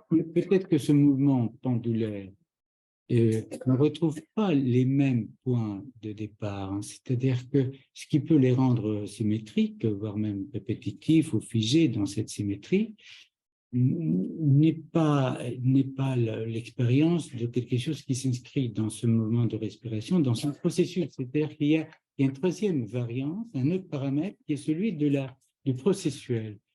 C'est-à-dire que on revient, il y a des mouvements de respiration ou de, comme on disait pour le cœur, diastole et systole, voilà, diastole et systole, mais qui ne sont pas mécaniques, qui ne reviennent pas au même point, qui On ne revient pas sur du même quand même. Qui accompagnent un mouvement de croissance. Moi, je crois que je ne m'identifie pas à un mouvement intentionnel dans cette respiration. C'est quelque chose qui reste de l'ordre de la vie, mais de la vie à deux, et dans un cadre. Et donc, c'est là où on retrouve des mouvements pendulaires, mais établis par l'autre, les limites de l'autre, en quelque sorte. Il y a des choses qu'on ne comprend pas, qu'on fait coïncider, si vous voulez, et on n'est pas forcément fier. On vient fermer dans une séance et on rouvre cela dans la séance suivante, mais c'est déjà autre chose. C'est déjà autre chose. Même quand les patients disent j'aimerais bien revenir sur ce qu'on a vu la séance précédente, c'est une illusion puisque c'est déjà autre chose. La situation est déjà autre. Donc il y a peut-être un mouvement comme ça de respiration, des coïncidences qui a ces risques un peu de devenir symétrique et d'être dépendant aussi des coïncidences des niveaux d'abstraction plus élevés, puisque c'est aussi ça ce qui est dans la question, qui sont finalement soumises à un processus qui, lui, est en évolution, ou qui se veut être en évolution, qui ne stagne pas. Le problème de la coïncidence, c'est qu'elle vient bloquer. C'est ça. Donc, si dans la temporalité, ça dure trop. La coïncidence, je pense que ça peut être aussi un moment de rebond. Elle ne peut faire que ça. C'est-à-dire qu'une coïncidence, dès lors qu'elle se reconnaît coïncidence, eh bien, elle adhère à elle-même. Elle se satisfait d'elle-même. Oui. C'est là qu'elle bloque.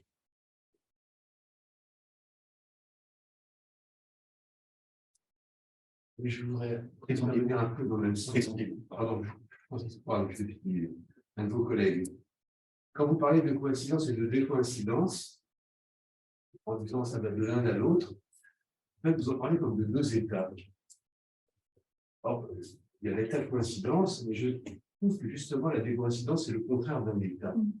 Parce que sinon, par toutes les métaphores, on peut prendre la respiration, l'inspire, l'expire, la systole, la diastole, et tout ce qu'on veut, la création, créative ou pas créative, le discours standard et le délire, ce sont deux états que l'on peut opposer. Et là, effectivement, il y a un effet de symétrie parce que je trouve que justement, il me semble que ce que je comprends un peu dans la décoïncidence, c'est que c'est justement quelque chose qui s'oppose à un opposé de la coïncidence. Alors, il y a peut-être une question sur le terme, sur une décoïncidence, on a l'impression que c'est une espèce d'état contraire à la coïncidence, et je pense que c'est justement quelque chose qui est l'effort de la logique d'un état avec un état qui correspondrait à une sorte de contre-état. Ouais. Quand vous prenez l'exemple du délire, ce qui caractérise le délire, c'est moins dans le délire que d'une certaine façon la perplexité de celui qui délire. C'est-à-dire qu'il ne sait plus effectivement dans quel registre, et y compris de celui qui l'entend, qui essaie de l'entendre, dans quel registre il est. C'est-à-dire qu'on n'est pas tellement d'une question de deux pôles comme ça qui seraient un peu en symétrie, qui pourraient se répondre ou se regarder un peu en réflexion mutuelle, mais il y a une espèce de logique avec différents états, qui sont une certaine façon, enfin, dans le sens, plusieurs états de coïncidence, peuvent être contre l'un à l'opposé de l'autre, et que des coïncidences, c'est d'une certaine façon dans une autre logique. Et la notion d'État, moi, me dérange un peu parce que dans l'État, il y a quelque chose d'immobile. Justement, c'est vraiment ce qu'il y a. Et il y a, parce que quelque chose qui me plaît un peu, c'est qu'au fond, en écoutant le cas d'Estelle, puisque c'est elle qui l'avait offert, l'intérêt de la décoïncidence, c'est quoi? La décoïncidence, c'est l'ouvrir du possible. Et au fond, je crois que dans une cure, c'est ce que vous faites. C'est-à-dire qu'au fond, il y a une sorte de blocage, et par décoïncidence, vous ouvrez du possible. Vous remettez en chantier, vous remettez au travail, etc. Donc, le verbe que j'ai un peu privilégié, c'est fissurer. C'est-à-dire fissurer la coïncidence pour ça permettre à qui possible de retravailler. Ouais. Est-ce que, disons, ça a besoin d'être équilibré, d'être. Vous voyez, c'est ça qui me gêne, parce qu'au fond, quoi du possible, c'est sans fin. Ça n'a pas à être cadré ou limité, quoi que ce soit.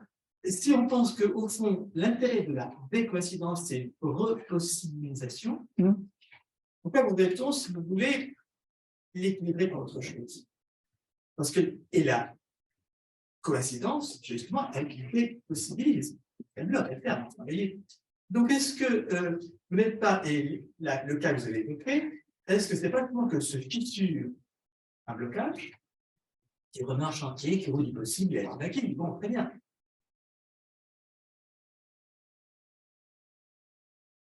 Oui. Oui. Juste par rapport au balancement. Mm-hmm.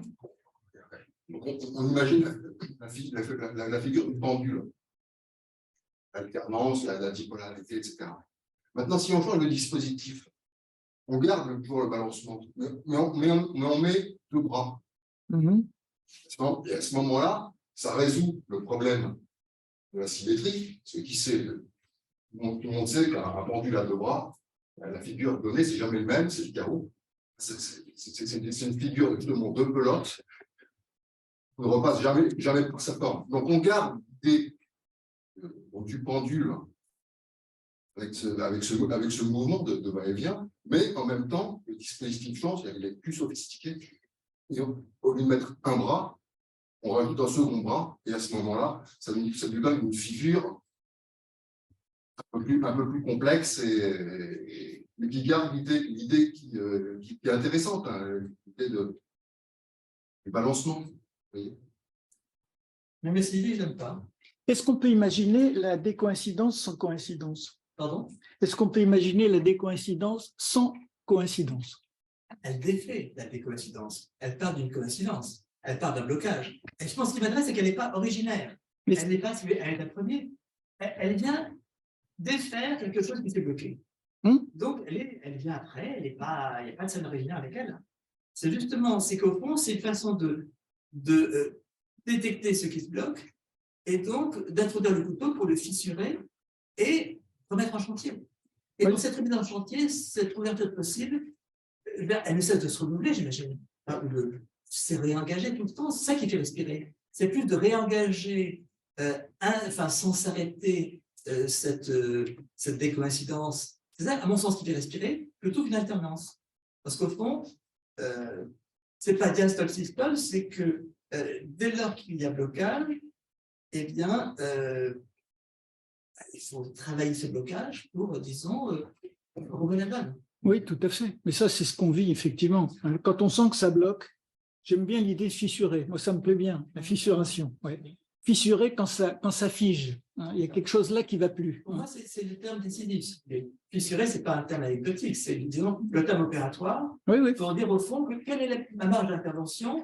C'est pas des murs, ce que je ne peux pas créer. Qu'est-ce que je fais, si ce n'est voir où est le point par où je peux commencer à fissurer, dans ce qui est le cas de matériel. Hein. Là, vous pouvez commencer à appuyer le couteau pour fissurer et, disons, écarter ce qui s'est coincé, donc remettre disons, rouvrir la circulation. Ça ne revienne pas du même. Ça passe. Ça ne revienne pas du même. Et le fait que ça passe, réactive, repossibilise. C'est le fait là parce que, alors moi, je suis très... dans ce que vous évoquez comme vocabulaire, c'est peut-être dans la langue des psychanalystes, hein, mais disons, quand vous dites repasser de l'épistémologie à l'ontologie, pour moi, évidemment, ça me fait frémir.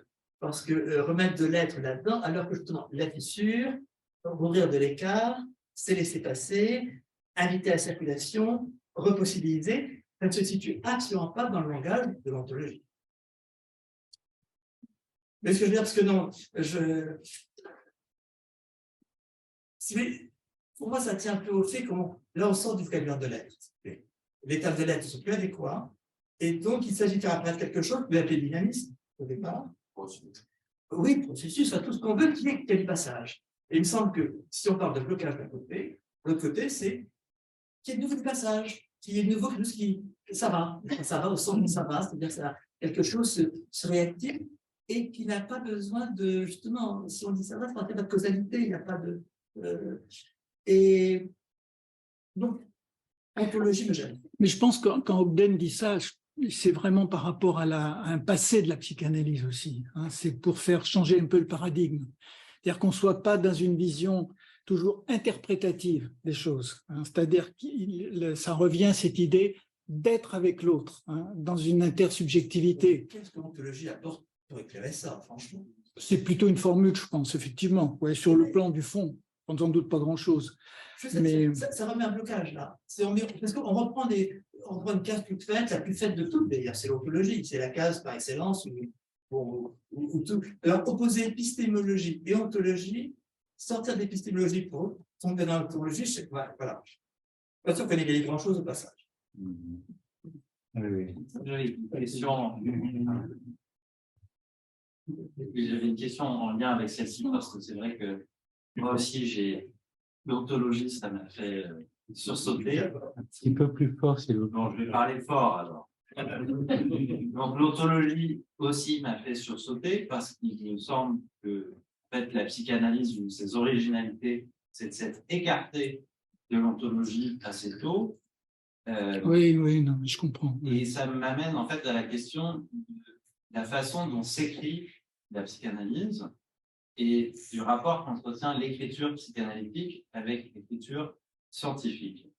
Et il me semble qu'une des grandes originalités de la démarche freudienne, ça a été d'introduire de la fiction dans l'écriture scientifique, puisque l'histoire du mythe du père, etc., comme vous l'avez dit, c'est une fantaisie, un élément. Donc ma première question, c'est comment écrire la psychanalyse aujourd'hui? Est-ce qu'il faudrait, mais est-ce que décoïncider quelque part du style très neutre qu'on attribue en général à l'écriture scientifique, ce n'est pas une façon de faire valoir les ressources d'une expression psychanalytique, justement, qui n'est pas nécessairement commensurable à la science médicale. Ce qui me semble que ça a été un des grands écarts de Freud aussi, ça a été de préparer l'épistémologie psychanalytique de l'épistémologie des médecins de son temps, qui, elle, était sur une base beaucoup plus ontologique. Ça, c'était ma première question. Et ma seconde question, qui est en lien avec cette question de être avec, qui, moi, me fait plutôt penser à vivre avec, puisque, bon, moi, je suis doctorant, je fais de la recherche sur la thérapie institutionnelle, Jean-Henri, clinique de la Borne, etc. Et plutôt qu'un cadre contenant, il me semble que la Borne, c'est un site transférentiel par là où ça peut passer. Et que le travail au niveau institutionnel, dans la relation qui n'est pas juste dyadique, mais qui est sociale, puisque l'adolescence est aussi un moment d'entrée dans la vie sociale, des repères, des emblèmes, des bannières, etc. cette année. Est-ce que, justement, penser le transfert comme penser le contre-transfert comme par là où ça bloque et le transfert par là où ça passe, ça nous amène à repenser cette idée de cadre qui a tendance à culturer et qu'on ne pourrait pas repenser quelque chose, je ne sais pas, un site transférentiel ou quelque chose. Contre-transfert, c'est pas par là où ça bloque, c'est par là où ça passe. Je vais vous donner un exemple clinique de ce que j'appelle moi un contre-transfert. Oui, c'est vrai que c'est un terme qui a été quand même extrêmement manipulé. Contre-transfert, d'abord, c'était un truc négatif. Hein. C'est que l'analyste, il n'est pas analysé, et puis il est planté dans son affaire, il fait n'importe quoi. C'est ce qui peut être vrai aussi. Hein. Ça peut nous arriver, hein, faut pas. Mais c'est d'avant tout de pouvoir accepter l'autre comme bouleversement de soi. C'est ça le problème. Et qu'est-ce qu'on fait de ça? Et c'est ça qui est intéressant dans l'aspect scientifique qu'on peut donner à la psychanalyse. C'est comment on étudie cette affaire, hein, qui est quelque chose qui n'est pas un objet cérébral ou un objet concret, etc. Comment on étudie cette chose-là? Comment ça émerge, hein? C'est-à-dire comment, quand on écoute quelqu'un, à un moment donné, c'est pour ça que l'idée de Bion, dire on rêve avec, c'est pareil, il faut s'entendre sur ce qu'on entend par rêver avec, hein. Mais on a par exemple une image, on écoute quelqu'un, et puis il y a une image qui s'impose dans notre tête. Bon, on sait que cette image, elle vient de ce qui est en train de se passer. Mais qu'est-ce qu'elle nous dit? Elle nous dit quelque chose de nous et de l'autre. À ce moment-là, tout le travail de l'analyste, c'est de prendre le temps de saisir en lui ou en elle ce qui est de lui ou de l'autre, ou d'elle ou de l'autre. Et c'est ce qui est de l'autre qu'il va falloir lui rendre. Et ça, c'est quelque chose je dirais, d'assez scientifique, à condition qu'on puisse en parler déjà, qu'on puisse l'identifier et qu'on puisse le communiquer, qu'on passe de l'intime au public. Mais le contre-transfert, en fait, c'est ça. C'est travailler avec. C'est quelque chose qui ouvre sur la capacité de recevoir l'autre en soi, mais à condition de ne pas le déformer. C'est pour ça que la question de la théorie, la question des a priori théoriques ou des langages psychanalytiques en prêt-à-porter est dangereuse à ce moment-là, parce qu'effectivement, on a vite fait, dans ce flottement interne du bouleversement, de s'agripper, alors là, coïncidence, hein, s'agripper à une posture théorique, à dire tiens, ça serait bien ça, hein, et de manière à se caler. Et là, il faut qu'on faut qu'on fissure quand on sent ce moment-là arriver, il faut qu'on puisse laisser attendre un peu. Là, c'est le tiers analytique d'Ottgen, attendre que ce regard, cette observation qu'on a sur nous-mêmes, c'est ça l'avance de l'analyse sur le patient, c'est ça, c'est qu'il peut peut-être à la rigueur, voir à l'intérieur de lui ce qui est de lui et de l'autre. Bon. C'est cette dimension-là qui est passionnante, enfin passionnante et thérapeutique en fait. Hein.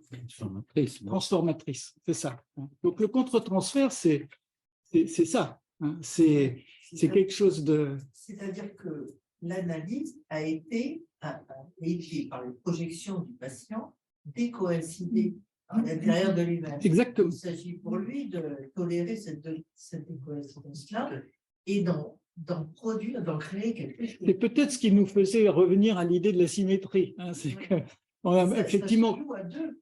Oui, on est. C'est quand on le pense dans le sujet, vous voulez, que ça peut être de la symétrie. Mais à deux, l'autre est vivant, l'analyste est vivant. Oui. Il va négocier quelque chose en lui-même. C'est ça, c'est ça. C'est quelque chose ça qui rend la symétrie, le risque. Ouais. C'est là-dessus qui est assez important d'insister par rapport à une image de la psychanalyse où on est, je vous écoute, oui, d'accord, non, mais là, c'est un petit problème édipien, on voit bien. Hein. Bon, voilà, enfin, je caricature, hein, mais ça peut être ça aussi. Hein. Et il faut bien se dégager de ça quand même. On n'en est plus là. Hein. Il ne faut plus qu'on en soit là. Mais ce n'est pas simple. C'est pas simple. Oui, pardon. J'avais un exemple. Allez-y, oui. J'appelle un contre-transfert institutionnel dans la prise en charge justement d'un patient qui va faire effraction comme ça dans la vie de l'institution. Je pense à une patiente que j'ai suivie pendant une période d'1 an dans le cadre d'une structure. Donc c'était aux États-Unis, l'histoire de la psychanalyse aux États-Unis, c'est encore autre chose en France. Il n'était pas du tout question de psychanalyse d'ailleurs dans cette institution, mais on était face à une femme d'une 60aine d'années, addicte à la méthamphétamine depuis 30 ans, avec des hallucinations et des tentatives de suicide récurrentes, qui faisaient qu'il y avait 6 hospitalisations d'urgence sur une période de 3 mois. Chaque fois pour prendre des et le psychiatre en chef, celui qui était le responsable légal en personne, était quelqu'un qui, voilà, on va dire, il avait voté pour Donald Trump, c'était fier, donc ça c'est un personnage. Mais la conclusion était simple. De toute façon, les drogués comme ça, qu'ils soient psychotiques au départ ou pas, ça changera. Ils sont fêlés justement de façon permanente. On ne peut rien faire pour eux. La seule chose qu'on pourrait faire pour eux, ce serait de les mettre sous tutelle et cette personne, justement, ne devait pas avoir de tuteur, etc. Donc, et l'État ne le fera jamais parce qu'il ne voudra pas prendre en charge cette personne, etc. Donc, qu'est-ce qu'on fait pour adresser le blocage dans notre institution à nous, de façon littérale, hein, on transfère à une autre institution jusqu'à ce que ça bloque là-bas. Et puis, il y a cette espèce de roulement, comme ça, avec ces cas, justement, qui sont des cas où si, quelque part, on refuse d'inventer, on est coincé. Et c'est là qu'il me semble qu'il y a cette idée, quand même, qui me semble être un des grands apports de la psychothérapie institutionnelle, c'est de sortir le transfert de la relation dyadique pour le penser sur un mode… La constellation transférentielle de Lyon. Multipolaire, etc. Bien sûr. Et aussi de promouvoir l'analyse institutionnelle bien sûr. du transfert. Et il me semble que dans les sociétés psychanalytiques, notamment, c'est souvent quelque chose qui fait défaut. Et c'est pour ça que ça recoïncide sur le mythe du père.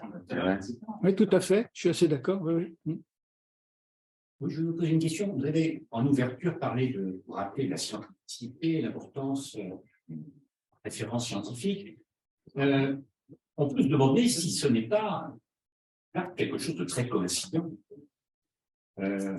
Lorsque Freud, par exemple, dit que, avant lui, les philosophes, Leibniz, la théorie de la perception, Schopenhauer, l'inconscient, même le refoulement, etc., mais ce sont des philosophes.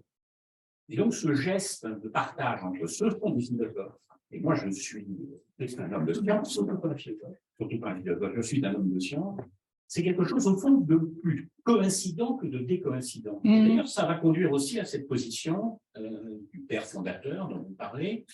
Et puis, au fond, quand on parle de la scientificité, alors, quel modèle scientifique? C'est très intéressant, parce qu'en fait, bon, moi, quand je fais référence à ça, c'est plutôt défensif. Défensif par rapport à la manière dont actuellement la psychanalyse est vécue. Hein, c'est plutôt ça, hein, c'est-à-dire vécue comme un truc, c'est obsolète, on n'en parle plus, on a autre chose à faire, on range les gens dans des cases et puis l'affaire est réglée.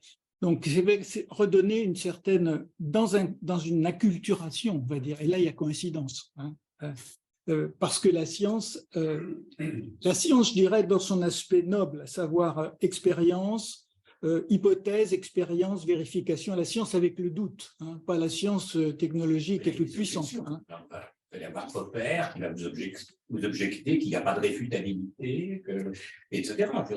C'est un vieux débat. Est-ce que c'est vraiment important de relancer ce débat sur la scientificité de la psychanalyse? Pas forcément, non, pas forcément, je suis d'accord. Malgré tout, c'est pas inintéressant de lui donner une certaine caution sur la solidité, sur la logique, sur quelque chose qui n'est pas…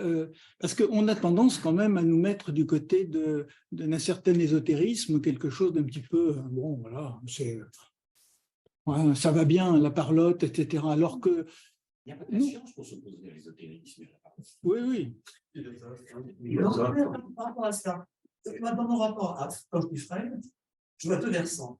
Le moment où Freud explique et le moment où il explore. Oui. Et alors, le moment où il explique, ce n'est pas très intéressant. C'est l'éthiologie, il fait son boulot qu'on attend.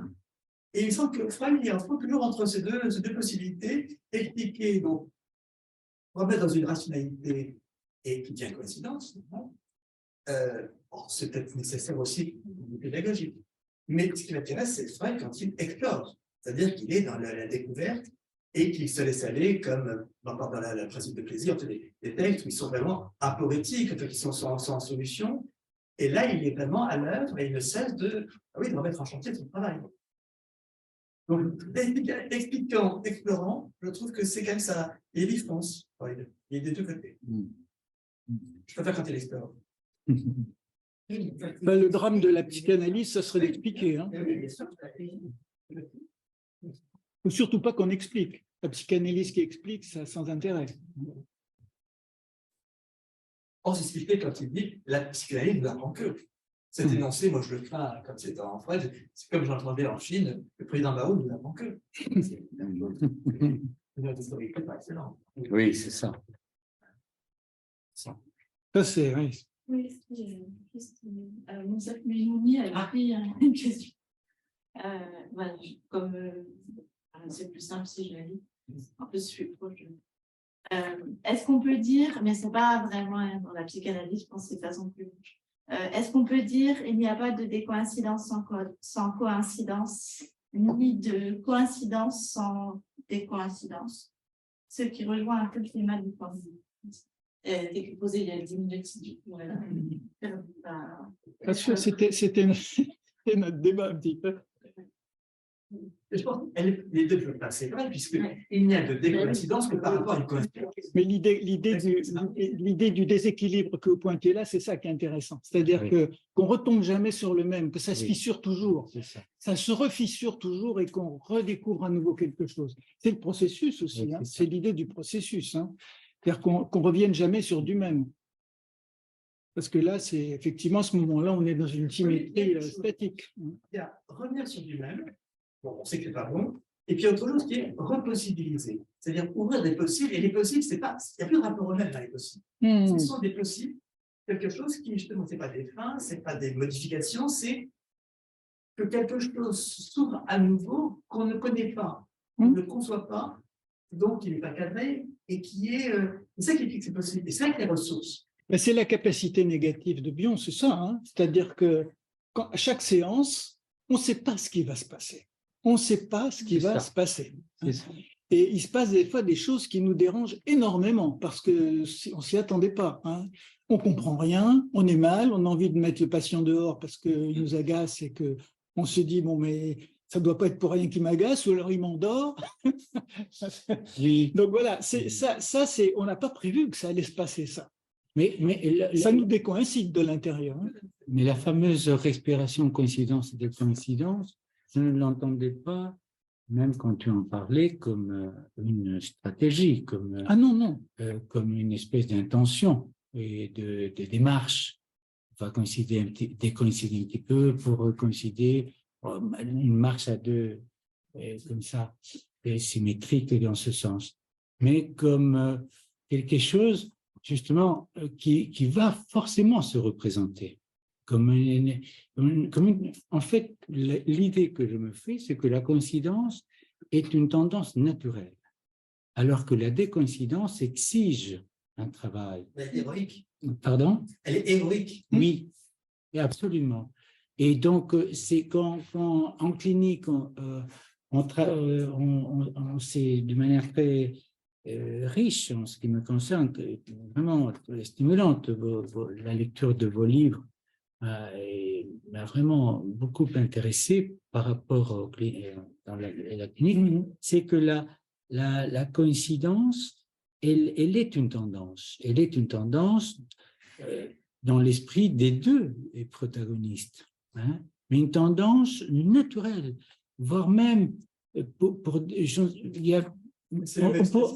on pourrait même penser le besoin d'autoconservation, hein, le besoin d'autoconservation qui est là, des questions identitaires, et puis une autre tendance qui est que l'immense question, mais question entre guillemets, l'immense problème de l'identification.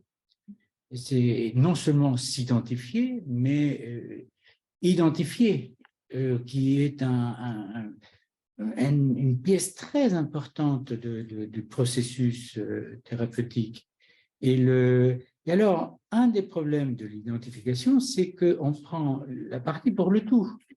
C'est-à-dire, il y a identification d'un élément analogique, parfois tu parlais de l'analogie dans ton travail, et tout de suite, la tendance fâcheuse est de l'identifier, n'est-ce pas, à quelque chose qui dépasse cette trouvaille, cet élément. On le met dans un sac. Voilà, on le met dans un sac. Et donc, identifier, coïncider, décoïncider, comme une respiration presque dans ce sens-là, pas dans la symétrie tactique. Stratégique, dans ce cas-là. L'humain est quand même hanté par une idée de la permanence interne. Ah oui. Et c'est ça qui est complexe. Hein. c'est notre drame initial. Hein. Donc, il faut arriver à le dépasser. Et j'aime bien le terme d'héroïque parce qu'il y a quelque chose de ça, oui. Il faut sans arrêt pouvoir survivre à cette décoïncidence qui nous bouleverse. Ça dans les séances d'analyse, c'est vraiment ça qui se joue, hein, très, très souvent. Hein. Et pendant des fois, se raccrocher un peu quand même. Hein. Attention, je me raccroche, là, il y a quelque chose. Donc, il faut mettre tout de suite un écart pour pouvoir voir qu'est-ce qui se joue là-dedans. Mais c'est une lutte quelque part. Ouais. C'est une lutte quelque Quand part. on dit ça en termes d'adaptation et d'exaptation, ça rejoint ce que vous dites. L'adaptation est naturelle. Et s'exapter, se tirer hors d'adaptation. S'exapter. Là, je vais être héroïque pour le dire. Mais disons, donc c'est ça qui est. Moi, je rapproche les deux, le ex de exaptation et le ex de exister. Exister, se tenir hors. Donc la force du ex, il nous tire hors. Alors bon, c'est pas la tendance naturelle, bien sûr, mais c'est ce qui crée cette capacité justement de repossibilité. Oui. C'est de le tirer hors. Ce qui est possible, ce n'est pas des fins rejetées, c'est justement ce qui se tire en hors, ouvre l'horizon de façon dont on ne sait pas comment elle est, on ne sait pas de quelle façon ça se trouve. Ah oui. Mais quand tu parles une sorte de déboussolement ou de décontenancement que vous éprouvez, parce qu'au fond, le possible décontenance. Bien sûr. Et c'est ce qui fait qu'il est à la fois si exigeant et en même temps terrifiant. J'ai une pensée d'un terme de l'inouï qui voulait l'inouï terrifiant. Et en même temps, je pense que quand on est dans une séance où quelque chose comme ça se passe, le patient le sent. Et il peut s'identifier aussi à cette manière de faire, c'est-à-dire de survivre au bouleversement de la décoïncidence. Donc, de voir la puissance aussi que ça a et l'aspect inouï et l'aspect profondément créatif et le plaisir de penser qui peut en résulter aussi. Mais c'est secondaire, le plaisir de penser. C'est d'abord, il faut le vivre. Ouais. C'est maintenant jubilatoire. Oui.